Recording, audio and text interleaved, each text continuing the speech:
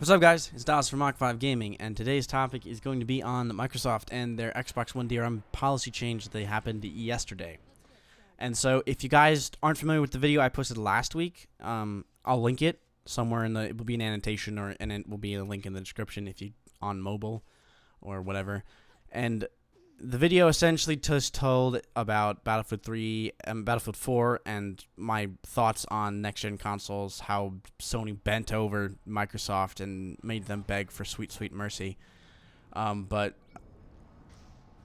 yesterday afternoon at about 2 o'clock Pacific Standard Time, they posted on their news and blog thing that they are getting rid of their current DRM policy that they had announced previously, which means there's no longer any 24-hour check-ins. There's no longer any always online, even for single player, and there's no policy on trade-ins. So you can now trade in things, and that's huge. I mean, don't get me wrong. That brings Xbox One back into the console race, but I'm kind of disappointed in Microsoft because when they announced this, I knew it was going to be bad. Like I wasn't planning on getting an Xbox anyway. If anything, I was going to get a PlayStation 4 because I like it better. And for the things I'm about to list, the Xbox One, kind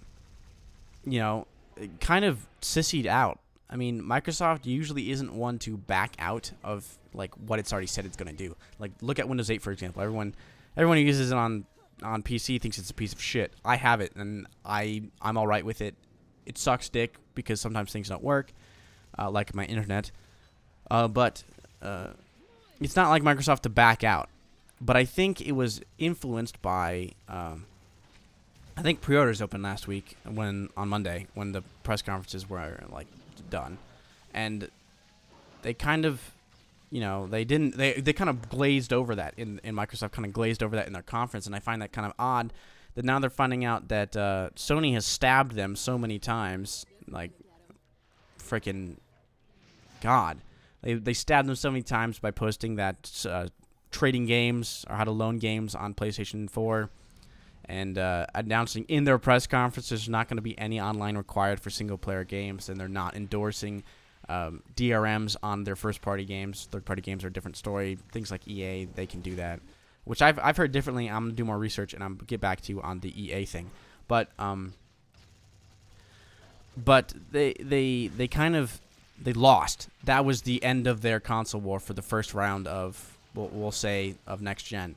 But with this new DRM change and this new, online offline thing changed, it brings them on a level playing field. But it also kind of goes, we're baby back glitches because we didn't get them on pre-orders as we wanted to in the first week, so we're changing our policy.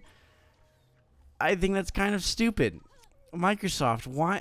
I get it. You were lost. You're not getting as many pre-orders. But if you guys still provide a better infrastructure, a better service than PlayStation Network is or Sony is, then you can still win. Like, not win, but you can still be a huge contender. It can still be the race between the PlayStation 4 and the Xbox One.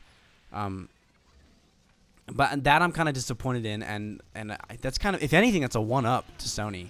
Like if anything, that's like a +1 for Sony, because Sony fucking, not many people change their policies because of press conferences, I've noticed, and I think that's kind of a cool thing that Sony kind of went, psh, bitch, we rule this world.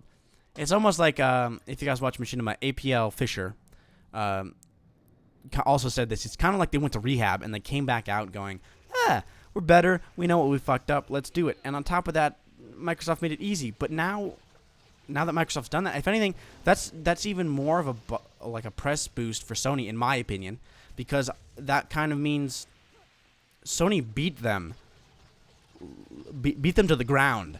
They had to rewrite their DRM policy because Sony was doing something right, and I find that so cool and so amazing that Sony could pull that off. Along with that, I must have been, here's a complaint. I must have been the only person that took out of their press conference, of Microsoft's press conference, that everything that they were doing was, quote unquote, with the power of cloud computing. Now that bothers me. Now I'm going to explain to you why. even with this always online, you can play offline and stuff like that. This cloud computing thing for multiplayer and all these other games like Titanfall and stuff like that, that concerns me because cloud computing, if you're not familiar with it, is kind of like it shares the server side. There's something that shares textures. There's something that shares processing power. There's something that does that and does that and then does that. Something key to the game is shared on that server. That concerns me quite a bit because when you're doing off of internet still now, even though it's been around for a while, is not consistent. I can tell you that right now. My internet goes out 3 or 4 times a day, and I got the worst case scenario of internet not being, good. But it's kind of, it's something that I don't want to see in a game, and that's why if I do get a new console, I am going to get the PS4. I'm not comfortable with cloud computing. That is just something I don't want to do, and until Sony goes, oh, we've got cloud computing on our device too, then I'll make my decision on whether I even get a home entertainment console. Yes, home entertainment, not video games anymore, because everyone's so worried about sports and HBO and Netflix and stuff like that. That's what they pretty much get used for. Here at Mach 5 Gaming, we always use PC. That's why I'm bringing up home entertainment consoles and stuff like that. But it says to me that our graphics, like compatibility, our RAM, our processing power is not going to be as strong as on board as strong as you guys think it's going to be. And I think that's something that everyone needs to realize is with the power of cloud computing means a lot, and that tells you a lot. And for the common consumer, people who don't go to E3, people who aren't into these things that obviously if you're watching this video, we like to do, aren't going to realize that that's key. That's important. And I don't even think the people that are a part of this community really took that away because of all the other bad stuff. And that affects your game quite a bit. I mean, that means it's going to be inconsistent. The high-res models, the high-res textures, and all that other stuff is not going to be consistent. And that's what I'm worried about with the Xbox One. But with this new DRM change, as a recap, this new DRM change changes the game. It really does. It changes the game for the common consumer and for the people who don't care about cloud computing and all that other stuff. That changes the game a lot. That brings the Xbox back up to the forefront for the people who aren't, as understanding that the PlayStation 4, from what we've seen, has rendered a lot better than the Xbox One in-game and out-of-game. And everyone can go over the black flag thing. And the black flag thing, it's the black flag.